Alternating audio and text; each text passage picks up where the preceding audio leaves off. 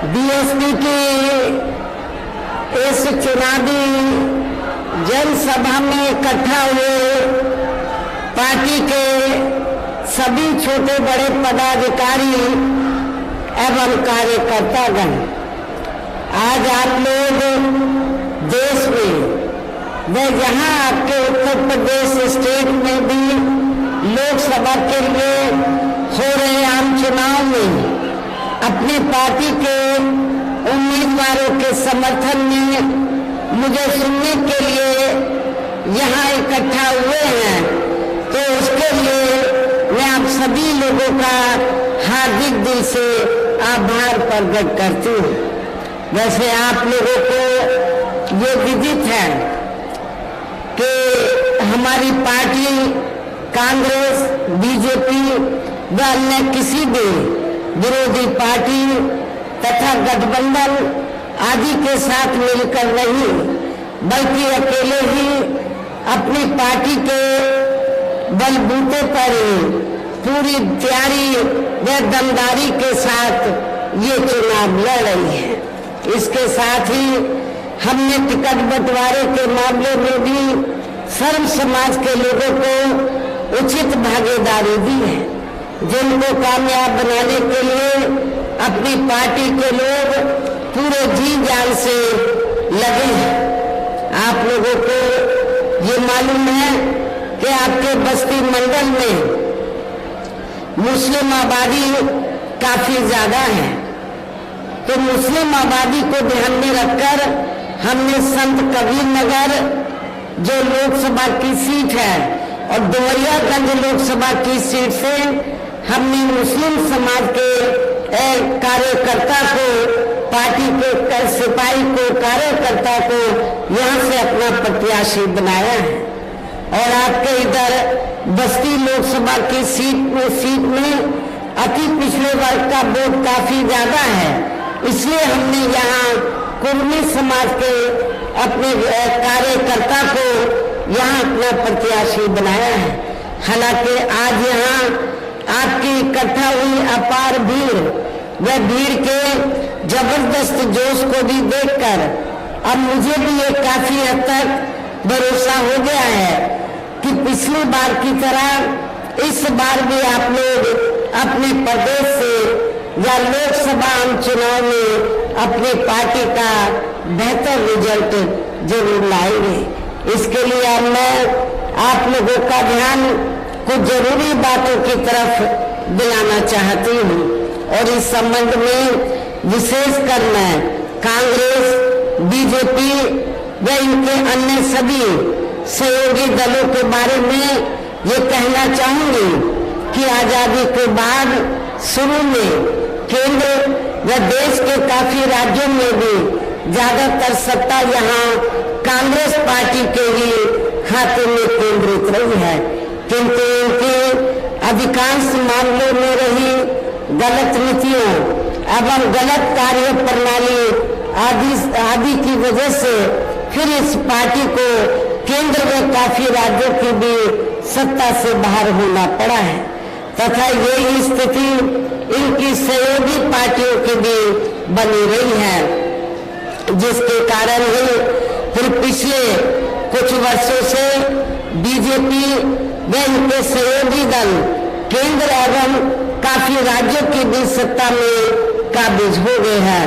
लेकिन इनकी भी ज्यादातर रही जातिवादी, पूंजीवादी, संकीर्ण, सांप्रदायिक व द्वेषपूर्ण नीतियों एवं कार्य प्रणाली आदि से तथा इनकी कथनी व करनी में भी काफी अंतर होने की वजह से अब ऐसा लगता है इस बार ये पार्टी भी यानी कि भारतीय जनता पार्टी भी केंद्र की सत्ता में आसानी से वापस आने वाली नहीं है, बशर्ते यदि ये चुनाव इस बार फ्री एंड फेयर होता है, पूरे तौर से फ्री एंड फेयर होता है तथा आम चर्चा के मुताबिक वोटिंग मशीनों में भी कोई गड़बड़ी आदि नहीं की जाती है और वैसे भी इस बार चुनाव में इनकी कोई भी पुरानी व नई चल रही नाटकबाजी, जुमलेबाजी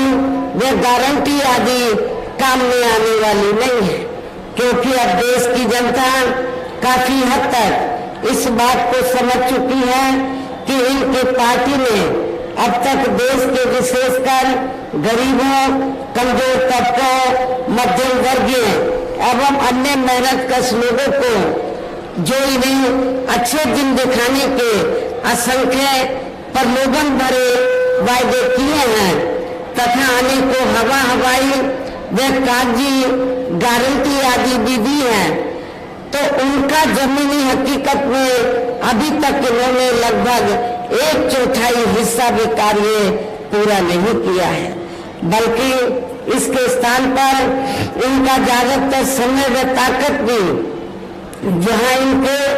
अपने चहेते रहे बड़े बड़े पूंजीपतियों एवं धनना सेठों को ही ज्यादा से ज्यादा मालामाल व धनवान आदि बनाने में तथा उन्हें हर स्तर पर छूट देने में व बचाने में ही लगी रहती है, जिनके अधिकांश आर्थिक सहयोग से ही ये पार्टी व अन्य पार्टियां भी अपना संगठन चलाती हैं तथा चुनाव आदि भी लड़ाती हैं, जिसका काफी कुछ खुलासा बॉन्ड की आई रिपोर्ट से भी हो जाता है। इस संबंध में वैसे आप लोगों को ये मालूम है कि अभी कुछ दिन पहले माननीय सुप्रीम कोर्ट ने तो बॉन्ड के जरिए जिन जिन पार्टियों ने बड़े बड़े पूंजीपतियों व धनना सेठों आदि से पैसा लिया है तो उसकी रिपोर्ट का खुलासा किया है। और रिपोर्ट में क्या आया कि पूरे देश में तो बीएसपी को छोड़कर कांग्रेस, बीजेपी व अन्य और विरोधी पार्टियां इन्होंने इस देश के बड़े बड़े पूंजीपतियों व धनना सेठों से बॉन्ड के जरिए तो अरबों खरबों रुपया अपनी पार्टी के संगठन को चलाने व चुनाव आदि लड़ाने के लिए लिया है, ये रिपोर्ट में आया है। लेकिन बहुजन समाज पार्टी एक ऐसी पार्टी है, रिपोर्ट से ये खुलासा हुआ कि बहुजन समाज पार्टी एक ऐसी पार्टी है जिस पार्टी ने देश के किसी भी छोटे या बड़े पूंजीपति व धनना सेठ से एक भी रुपया अपनी पार्टी के संगठन को चलाने व चुनाव आदि लड़ाने के लिए नहीं लिया है। इसलिए हमारी पार्टी बीएसपी मेंबरशिप के जरिए ही और जन्मदिन के मौके पर थोड़ा थोड़ा धन इकट्ठा करके चुनाव के दौरान भी थोड़ा थोड़ा धन इकट्ठा करके हमारी पार्टी अपने संगठन को चलाती है तथा चुनाव आदि भी लड़ाती है। इसके साथ ही अब ऐसा लगता है, इसके अलावा इसके साथ ही अब ऐसा लगता है कि कांग्रेस पार्टी की तरह ही बीजेपी ने भी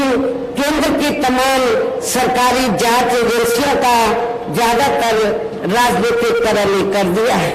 आप लोगों को मालूम है जब केंद्र में कांग्रेस पावर में होती है तो वो सरकारी जांच एजेंसियों का दुरुपयोग करती है, राजनीतिकरण करती है, और जब बीजेपी पावर में आती है तो बीजेपी भी सरकारी जांच एजेंसियों का ज्यादातर दुरुपयोग करती है, राजनीतिकरण करती है। ये मैं समझती हूँ ठीक नहीं है। इसके अलावा देश के किसान वर्ग भी वर्तमान बीजेपी की सरकार में शुरू से ही अपनी विभिन्न समस्याओं को लेकर काफी ज्यादा दुखी व परेशान रहे हैं और अभी भी हैं। जबकि यूपी में 4 बार हमारी पार्टी की रही सरकार ने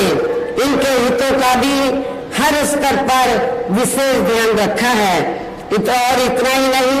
आप लोगों को ये भी मालूम है हमारी पार्टी ने अपनी चारों हुकूमतों के दौरान तो किसानों को समय से हमने खेती करने के लिए सस्ते साधन उपलब्ध कराए हैं और उनकी फसल का भी समय से हमने उचित दाम दिया है, जो अब आपको किसी भी पार्टी की सरकार में या मिलता हुआ नजर नहीं आ रहा है। इतना ही नहीं, बल्कि केंद्र में पूर्व की रही कांग्रेसी सरकार की तरह ही वर्तमान भाजपा सरकार में भी इनकी जातिवादी, हीन, सांप्रदायिक एवं पूंजीवादी सोच व नीतियों के चलते ही पूरे देश में सर्व समाज में से खासकर गरीबों, दलितों, आदिवासियों, पिछड़े वर्गों, मुस्लिम एवं अन्य धार्मिक अल्पसंख्यक समाज के लोगों का भी पूर्ण रूप से विकास व उत्थान आगे नहीं हो सका है। और इस संदर्भ में जैसे आप लोगों को ये मालूम है कि पूरे देश में यहाँ दलितों, आदिवासियों एवं अन्य पिछड़े वर्गों का सरकारी नौकरियों में वर्षों से अधूरा पड़ा आरक्षण का कोटा भी अभी तक पूरा नहीं भरा गया है। विशेषकर एससी व एसटी वर्गों के सरकारी कर्मचारियों का पदोन्नति में आरक्षण भी अब काफी हद तक प्रभावहीन बना दिया गया है। और आप लोगों को ये मालूम है जब समाजवादी पार्टी सत्ता में थी तो समाजवादी पार्टी ने इन वर्गों के कर्मचारियों का पदोन्नति में आरक्षण बिल्कुल ही समाप्त कर दिया था, खत्म कर दिया था। तो क्या आप लोग दलित और आदिवासी लोग क्या आप लोग ऐसी समाजवादी पार्टी को वोट देंगे? मैं समझती हूँ कि आप लोग बिल्कुल भी ऐसी पार्टी को माफ नहीं करेंगे, वोट नहीं देंगे। साथ ही केंद्र व राज्यों में भी विरोधी पार्टियों की नई सरकारों में इन सभी वर्गों को प्राइवेट सेक्टर में आरक्षण दिए जाने की व्यवस्था किए बिना ही इनकी सरकारों के ज्यादातर सरकारी कार्य अब प्राइवेट सेक्टर के जरिए ही इनके बड़े बड़े पूंजीपतियों व धन्ना सेठों आदि को ही दिए जाने के कारण अब इनको पूरे देश में आरक्षण का बहुत कम ही लाभ मिल पा रहा है। इसी प्रकार इनका अन्य और मामलों में भी शोषण में उत्पीड़न आदि होना अभी तक भी बंद नहीं हुआ है। इसके साथ साथ मुस्लिम व अन्य धार्मिक अल्पसंख्यक समाज के लोगों की भी हालत हर स्तर पर वह काफी ज्यादा खराब व दयनीय बनी हुई है। इतना ही नहीं बल्कि पिछले कुछ वर्षों से केंद्र के अधिकांश राज्यों में भी बीजेपी व आरएसएस की सरकारों के चलते हुए अब इनका विकास एवं उत्थान आदि होना भी काफी हद तक बलशाली हो गया है। आए दिन इन पर खासकर हिंदुत्व की आड़ में हो रही जुल्म जाति भी यह काफी ज्यादा चरम सीमा पर पहुंच चुकी है। इसके साथ साथ अपर कास्ट समाज में से विशेषकर गरीब लोगों की भी हालत हमें कोई खास अच्छी नजर नहीं आती है। इनकी गलत कृषि नीतियों के कारण किसान वर्ग भी आए दिन आंदोलित रहता है। साथ ही इनके गलत आर्थिक नीतियों की वजह से देश की अर्थव्यवस्था पर भी इसका काफी बुरा प्रभाव पड़ा है, जिससे यह विशेषकर छोटे एवं मध्यम वर्गीय व्यापारी वर्ग भी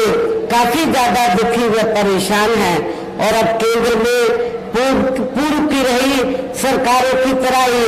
वर्तमान भाजपा सरकार में भी यहाँ पूरे देश में गरीबी, बेरोजगारी एवं महंगाई आदि भी लगातार काफी ज्यादा बढ़ रही है। देश में हर स्तर पर फैला भ्रष्टाचार भी अभी तक भी खत्म नहीं हुआ है। ऐसे में अब आप लोगों को देश में हो रहे लोकसभा चुनाव में कांग्रेस, बीजेपी व इनकी सहयोगी पार्टियों को भी केंद्र की सत्ता में आने से जरूर रोकना है। जिनकी गलत नीतियों व गलत कार्य प्रणाली आदि को आप लोग काफी हद तक आजमा भी चुके हैं। ऐसी स्थिति में अब ये विरोधी पार्टियां इस चुनाव में भी किस्म किस्म के साम दाम दंड भेद आदि अनेकों हथकंडे इस्तेमाल करके केंद्र की सत्ता में आने की पूरी कोशिश में लगी हैं, जिनसे अपनी पार्टी के लोगों को हर स्तर पर काफी ज्यादा सावधान रहना है। और इस मामले में विरोधी पार्टियां अपने अपने पक्ष में हवा बनाने के लिए खासकर मीडिया, ओपिनियन पोल व सर्वे आदि का जो बड़े पैमाने पर इस्तेमाल कर रही हैं, तो उनसे भी अपनी पार्टी के लोगों को बिल्कुल भी गुमराह नहीं होना है। इसके साथ ही विरोधी पार्टियों के विभिन्न रूपों में जारी किए गए इनके हवाई व प्रलोभन भरे चुनावी घोषणा पत्रों एवं वायदों आदि के बहकावे में भी अपने पार्टी के लोगों को कतई नहीं आना है, जिन्हें ये पार्टियां चुनाव खत्म होने के बाद ज्यादातर अमल में नहीं लाती हैं और अभी जिन पर से देश की जनता का अधिकांश विश्वास उठ गया है। यही खास वजह है कि हमारी पार्टी किसी भी चुनाव में अपनी पार्टी का कोई भी चुनावी घोषणा पत्र आदि जारी नहीं करती है। वैसे भी हमारी पार्टी किसी भी चुनाव में कहने में बहुत कम बल्कि कार्य करके दिखाने में ही ज्यादा विश्वास रखती है। और इस बात का सबसे बड़ा सबूत ये है कि उत्तर प्रदेश में 4 बार हमारी पार्टी के नेतृत्व में रही सरकार ने चुनाव में अपनी पार्टी के बिना कोई जारी किए गए चुनावी घोषणा पत्र के ही प्रदेश व आम जनहित में काफी कुछ ऐतिहासिक कार्य करके दिखाए हैं,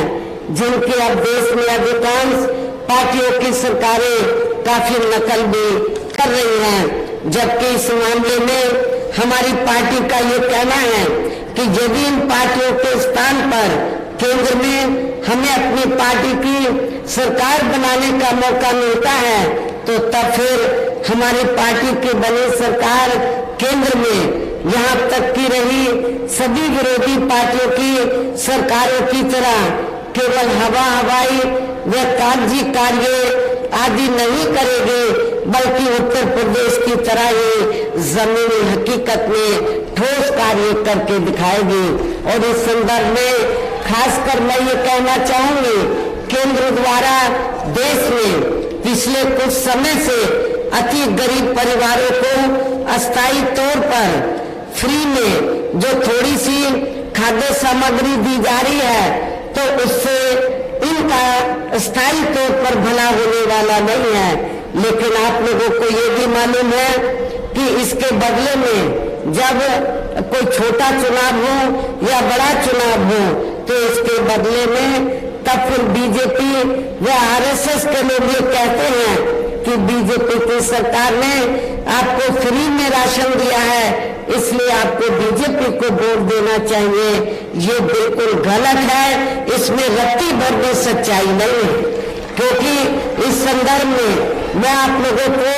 ये अवगत कराना चाहती हूँ कि पूरे देश में जो गरीब लोगों को थोड़ा सा जो फ्री में राशन दिया जा रहा है, तो ये कोई बीजेपी या आरएसएस के लोग नहीं दे रहे हैं, बल्कि पूरे देश की जनता जो विभिन्न रूपों में केंद्र की सरकार को टैक्स देती है और टैक्स के जरिए जो सरकार के पास जनता का पैसा जाता है, उस पैसे से आप लोग फ्री में राशन आपको दिया जा रहा है। ये कोई किसी की मेहरबानी नहीं है। और वैसे भी आपकी ये जटिल समस्या, जो गरीब लोगों की ये जटिल समस्या है, देश में हर हाथ को काम देने से केवल दूर हो सकती है, जिसकी तरफ हमारी पार्टी की बनी सरकार विशेष ध्यान देगी। साथ ही देश में पिछले काफी वर्षों से आए दिन बढ़ रही गरीबी, बेरोजगारी व महंगाई आदि से भी जनता बहुत ज्यादा दुखी व परेशान है, जिसे भी आर्थिक नीतियों में तब्दीली करके जरूर दूर किया जाएगा। धर्म की भी आड़ में पिछले कुछ वर्षों से खासकर मुस्लिम समाज के लोगों का देश की भावना से जो उनका काफी ज्यादा शोषण व उत्पीड़न आदि किया जा रहा है, तो उसे भी जरूर रोका जाएगा। और ये सब हमने अपने यूपी की रही सरकार में काफी कुछ करके भी दिखाया है। इसके अलावा हमने यूपी में सर्व समाज में से गरीब एवं बेरोजगार लोगों को बेरोजगारी भत्ता आदि न देकर उन्हें बड़ी तादाद में रोटी रोजी के साधन भी उपलब्ध कराए हैं, जो अब ये कार्य भी अधिकांश ठंडे पड़े हैं, जिनको फिर केंद्र में बीएसपी की सरकार बनने पर प्राथमिकता दी जाएगी। कहने का तात्पर्य ये है, देश में इस समय हो रहे लोकसभा चुनाव में विरोधी पार्टियों के जारी किए गए उनके हवाई व प्रलोभन भरे चुनावी घोषणा पत्रों आदि के बहकावे में अब यहाँ खासकर देश के अति गरीबों, मजदूरों, बेरोजगारों एवं अन्य मेहनत कश लोगों को बिल्कुल भी नहीं आना है। और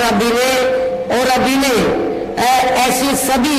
विरोधी पार्टियों को हर हालत में केंद्र की सत्ता में आने से जरूर रोकना है, जिनके कथने व करने में काफी अंतर रहा है तथा जिन्हें ये लोग बरसों से आजमा भी चुके हैं। ऐसे में अब मेरा यही कहना है कि आप लोगों को अपने खुद के व अपने प्रदेश, क्षेत्र एवं देश के भी हित में अपने वोटों को या कांग्रेस, बीजेपी व अन्य विरोधी पार्टियों को न देकर केवल अपनी एकमात्र हितैषी पार्टी बहुजन समाज पार्टी को ही देना है। जो ये पार्टी उत्तर प्रदेश की तरह ही केंद्र में भी अपनी पार्टी की सरकार बनने पर फिर पूरे देश में यह अपनी पार्टी के सर्वजन हिताय व सर्वजन सुखाय की नीतियों पर आधारित सरकार चलाएगी। इसके साथ साथ केंद्र से जुड़ी आपके क्षेत्र की जो भी स्थानीय समस्याएं होगी तो उन्हें भी फिर दूर करने का हर संभव पूरा प्रयास किया जाएगा। साथ ही यहाँ गरीबों, मजदूरों, बेरोजगारों, कर्मचारियों, किसानों, छोटे व्यापारियों एवं अन्य मेहनत कश लोगों के हितों का भी विशेष ध्यान रखा जाएगा। सर्व समाज में से खासकर दलितों, आदिवासियों, पिछड़े वर्गों, मुस्लिम व अन्य धार्मिक अल्पसंख्यक समाज के लोगों के विकास एवं उत्थान के साथ साथ हर स्तर पर उनकी सुरक्षा आदि के लिए भी जरूरी कदम उठाए जाएंगे। और तभी फिर यहाँ वास्तव में अपने देश के महान संतों, गुरुओं व महापुरुषों ने भी विशेषकर महात्मा ज्योतिबा फुले, श्री छत्रपति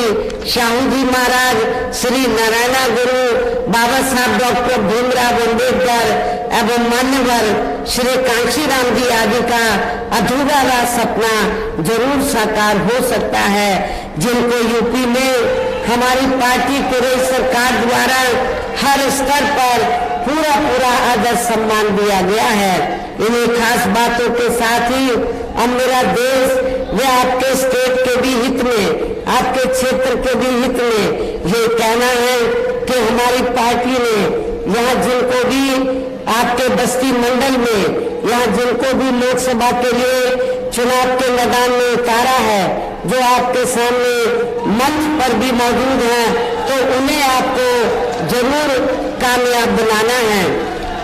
जिसके लिए यह पार्टी के सभी स्तर के छोटे बड़े पदाधिकारी अब वो कार्यकर्तागण पूरे जी जान से लगे हैं। जिसके लिए हमारी पार्टी के सभी स्तर के छोटे बड़े कार्यकर्ता व पदाधिकारीगण पूरे दिल जान से लगे हैं। और अब मैं अंत में मेरा यही कहना है कि आप लोगों को वोट पड़ने वाले दिन यहाँ बीएसपी के अपने सभी लोकसभा उम्मीदवारों को अर्थात बस्ती लोकसभा की सीट से हमने सभी श्री लवकुश पटेल को, आपके नौजवान साथी को चुनाव के मैदान में उतारा है। डुमरियागंज लोकसभा की सीट से हमने मोहम्मद नदीम मिर्जा को हमने टिकट दिया है। संत कबीर नगर लोकसभा की सीट से हमने सैयद नदीम अशरफ को चुनाव के मैदान में उतारा है। मेरी आप लोगों को से यही कहना है कि आप लोगों को बहुजन समाज पार्टी के इन तीनों प्रत्याशियों को बीएसपी का जो चुनाव चिन्ह हाथी है, हाथी चुनाव चिन्ह के सामने वाले बटन को दबाकर इनको भारी वोटों के अंतर से जरूर कामयाब बनाना है, जिताना है। इस खास अपील के साथ ही अब मैं अपनी बात यही समाप्त करती हूँ। जय भीम, जय भारत।